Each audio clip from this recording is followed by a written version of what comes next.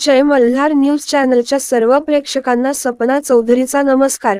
मुस्लिम धर्मीयांचे पवित्र प्रार्थनास्थळ असलेल्या मक्का मदिना येथे जाणाऱ्या शहरातील हज यात्रेकरूंचा सत्कार आमदार चंद्रकांत रघुवंशी मित्र मंडळाच्या वतीने करण्यात आला।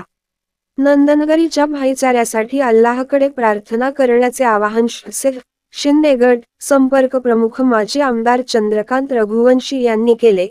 रविवारी आमदार कार्यालयात शिवसेनेचे संपर्क प्रमुख तथा माजी आमदार चंद्रकांत रघुवंशी व माजी नगराध्यक्षा सौरत्ना रघुवंशी यांच्या हस्ते हज यात्रेकरूंचा सत्कार करण्यात आला। तत्पूर्वी माजी मुख्याध्यापक नजमुद्दीन शेख यांनी मक्का मदिना येथे हज यात्रेकरूंनी जाताना कोणती काळजी घ्यावी याबाबत मार्गदर्शन केले।